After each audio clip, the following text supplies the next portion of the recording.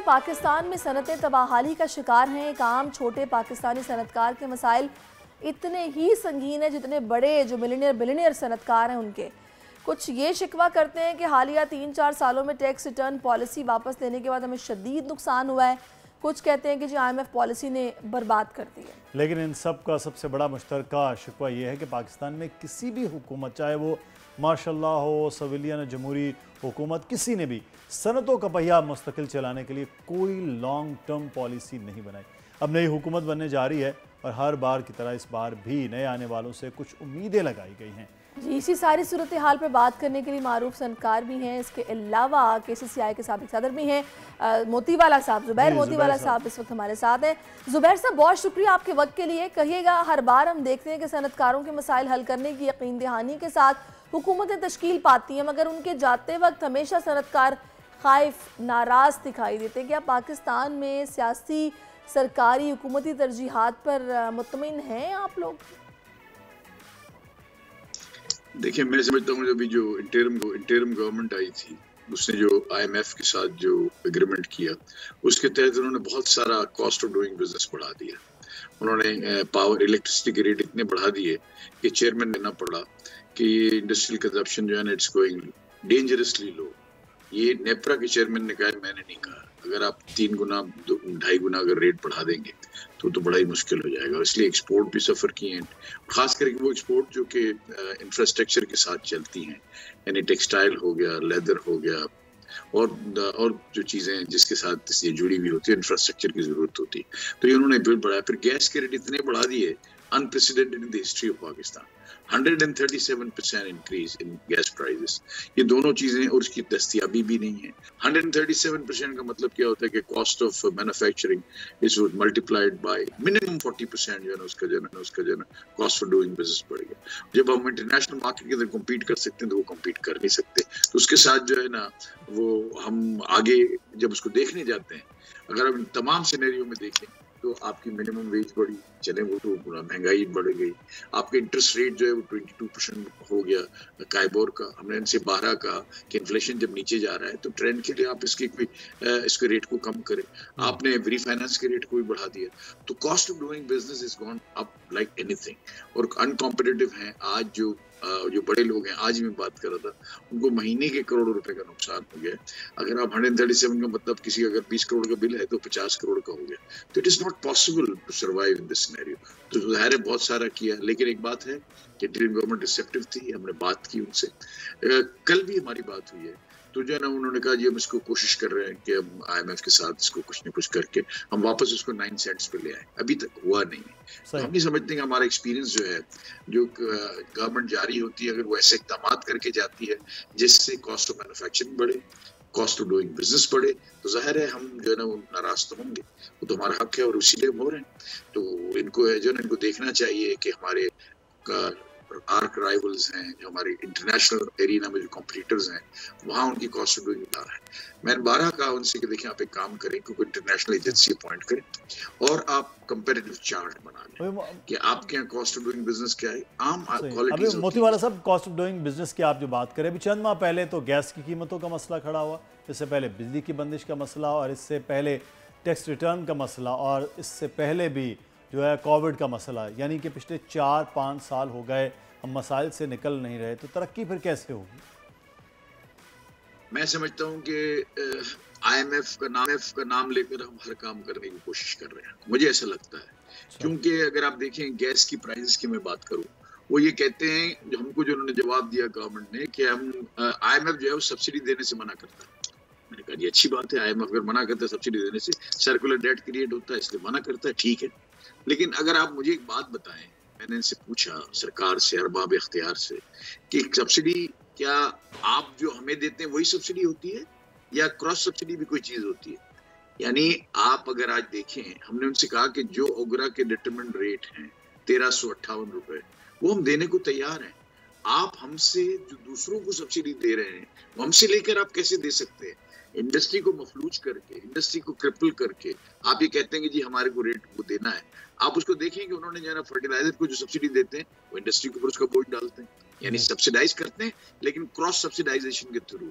Domestic को का subsidy देते हैं वो हमारे से लेके देते हैं, सर्कुलर डेट की जो डिफरेंशियल अमाउंट है वो हमसे लेके देते हैं। तो ये तो आप मतलब खड़े रह के आप एक मतलब खुला तजाद है ना ये, कि आप अगर ये कहें कि जी सब्सिडी दे, क्या तो IMF ये कहती है कि आप इंडस्ट्री से लेके सब्सिडी दे दे, कोई बात नहीं, ऐसा तो नहीं हो सकता। तो ये अगर आप सारी बातें देखें, वाकई 4 साल से जो है ना वो इंडस्ट्री जो है ना पाकिस्तान में बड़ी जुबाहली का शिकार है। और आप कोविड के बाद देखें, फिर पीरियड आया, फिर गैस की शॉर्टेज आ गई, फिर आपके इलेक्ट्रिसिटी के प्रॉब्लम्स आ गए, और उसके रेट टैरिफ के मसले आ गए, फिर आपके इंटरेस्ट के हवाले से मसले आ गए। अभी तक हम उससे निकल नहीं पाए और इंडस्ट्री को जैसे चलना चाहिए। कौमी असेंबली के कितने ऐसे जुबैर साहब इजलास याद है जिनमें मसाइल पर बात हुई, और पता है एक दूसरे पर कीचड़ उछालने वाले इजलास तो बार बार देखे होंगे, आपने भी देखे होंगे। क्या आप ये मानते हैं कि सियासी रस्साकशी के जो 22 असल मसाइल हैं वो दब जाते हैं? देखिए, असेंबली जो होती है वो रिप्रेजेंटेटिव बॉडी होती है जो ममलिकत खुदादाद पाकिस्तान है उनकी पॉपुलेशन की, उसके लोगों की रिप्रेजेंटेशन होती है। क्योंकि सारे लोग तो एक जगह बैठ के तो काम नहीं कर सकते, इसीलिए इलाकों को बांट कर आप इलेक्शन करते हैं और आपका रिप्रेजेंटेटिव जो है वो वहां जाके असेंबली में बैठता है। उसका जो फंडामेंटल मकसद है, यानी बुनियादी जो उसका काम है, वो ये है कि लोगों के मसाइल को हल करना, लोगों के लिए रोजगार पैदा करना। लोगों के लिए जब आप रोजगार की बात करते हैं तो वो गवर्नमेंट तो नहीं दे सकती नौकरियां तो देगा प्राइवेट सेक्टर। अगर आपके प्रोडक्शन इंडस्ट्री के अंदर, अगर आप उसके अंदर इंडस्ट्री को चलाएंगे नहीं और आपकी नीयत नहीं उसको चलाने की, तो मुझे आप बताएं मेरी बात कि ये कैसे हो सकता है कि आप जो है वहां बैठ के ये पूरा टाइम यही करें कि जी इसने ये बोला, उसने ये बोला, उसको मैंने बुरा भला कहा, उसने मुझे बुरा भला कहा। तो बिल्कुल कॉन्स्टिट्यूएंट असेंबलियों का जो काम है वो जो हम देखते हैं तो बहुत कम ऐसा काम होता है जो कि जिससे मुल्क की मदद हो, जिसके मुल्क के लोगों की मदद हो। होना तो ये चाहिए कि जो है ना ये जब आप इनसे आप जब बैठे हैं असेंबली में, तो जो जेन्युइन बात है, जो बात मेरिट के ऊपर है, कि अब सबसे पहली बात क्या है कि लोगों को रोटी कपड़ा मकान देना है, उसका तरीकाकार क्या है? तरीकाकार असेंबली के पास ये है कि ऐसी फजा पैदा करे जिसमें इन्वेस्टमेंट हो, जिसमें लोग अपनी सरमायाकारी करें और उससे इंडस्ट्री लगे, उसके अंदर लोगों को रोजगार मिले और लोगों का चूल्हा पानी चले, जिससे जो है उनका चूल्हा जले, रोटी मिले। वो काम जो है ना वो मैं समझता हूँ कि ये असेंबलियां जो हैं जिस ऐसन तौर पर करना चाहिए ऐसे नहीं किया कभी। और मैं उम्मीद रखता हूँ कि जब ये असेंबली आ रही है उनको इस बात का जो उन्होंने जो तकारीर की हैं उसमें उन्होंने बिल्कुल कहा है कि जी गैस के रेट हम बहुत ज़्यादा हैं, बिजली के रेट बहुत ज़्यादा है। मैं इंतज़ार कर रहा हूँ कि कब वो कौन सा सूरज होगा जो तुलू होगा इस मुल्क में, जो इंडस्ट्री को सही मानों में मदद करेगा। ये बात नहीं समझते कई जो लोग होते हैं जो गवर्नमेंट में आते हैं, ये कहते हैं जी ये पैसे बनाते हैं। अरे भाई पैसे बनाते हैं, पैसे लगा के बनाते हैं। आज दुनिया बड़ी छोटी है, अगर आप नहीं करेंगे मैं कहीं और जाके पैसे लगा दूंगा तो उसका तो आप मुल्क को नुकसान होगा, वो नुकसान को कौन पूरा करेगा? तो मैं ही समझता हूँ कि मैं ये बिल्कुल हरगिज नहीं कहता। सही। अच्छा, अगर हम अब नई हुकूमत आ गई है, उसकी अपनी तरजीहात हैं, मसाइल भी हैं, आप इन नई हुकूमत को कौन से 3 बड़े मशवरे देना चाहेंगे जिससे सूरत हाल बेहतर हो सकती है आप समझते? सबसे पहले मेरा मशवरा ये होगा कि आप कंसिस्टेंसी अपनी पॉलिसीज में ले आए। ये जो हम जो आज जो माल बेचते हैं अमेरिका के अंदर, उसको हम 6 महीने के कॉन्ट्रैक्ट्स होते हैं। 6 महीने के लिए हम उनके पास बुक होते हैं कि 6 महीने तक आप ये माल सप्लाई करेंगे। अगर हमारी जो कंडीशंस है उसमें ±5% होता है, ±10% हो सकता है, इससे ऊपर हमारे पास रूम नहीं होता। तो मेरी गुजारिश ये है नई आने वाली हुकूमत से कि आप एक पॉलिसी दें जो एक्सपोर्ट पॉलिसी हो, एक पॉलिसी दें जो इंडस्ट्रियल पॉलिसी हो, एक पॉलिसी दें जो ट्रेड पॉलिसी हो।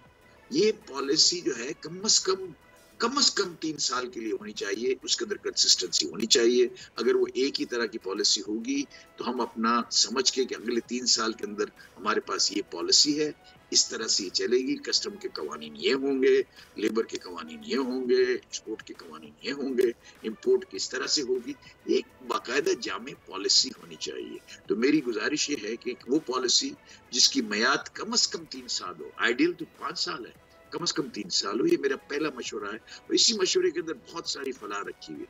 नंबर 2 मशवरा मेरा ये है कि जब आपने ओगरा नेपरा आपने बनाई है, बहुत अच्छा काम किया है, इंडिपेंडेंट बॉडीज बनाई हैं जो जिसके अंदर वो बाकायदा हियरिंग के बाद वो फैसला करते हैं कि रेट क्या होना चाहिए, टैरिफ क्या होगा। उनके फैसलों के ऊपर अगर आप फ्रंट लोडिंग करेंगे क्रॉस सब्सिडी की तो ये इंडस्ट्रियां बैठ जाएगी, जो कि हो गई हैं। मैंने जैसे आपको बताया नेपरा का है, तो आप इस ओगरा को और नेपरा की जो बात है जो उन्होंने डिटरमिन करते हैं टैरिफ को, उसको इम्प्लीमेंट करें। फ्रंट लोडिंग का मेरा मकसद ये है कि डोमेस्टिक की, फर्टिलाइजर की या फिर सर्कुलर डेट की सब जो अखराजात हैं वो यहाँ ना डालें। अगर आपने सब्सिडी देनी है बहुत अच्छी बात है, आप इसको बजट के जरिए से दें। फर्टिलाइजर को सब्सिडी देनी है इसलिए कि अगर किसान को सस्ती खाद मिले, जो कि नहीं मिल रही, मैं उसके अंदर भी बड़ी लंबी डिबेट है, मैं उस पर नहीं जाना चाहता। अगर आप उसको देना चाहते हैं तो फिर उसको इस तरह से। जुबैर साहब, बड़े मुफीद मशवरे हैं जो आपने, और अल्लाह करे कि जो नई आने वाली हुकूमत है वो इन मशवरों पर भी सोचे और इन तमाम अवामिल पर काम करते हुए कोई ना कोई इसका ना देर पा हल निकलना चाहिए। सब्सक्राइब करें और बेल दबाएं ताकि कोई खबर रह न जाए।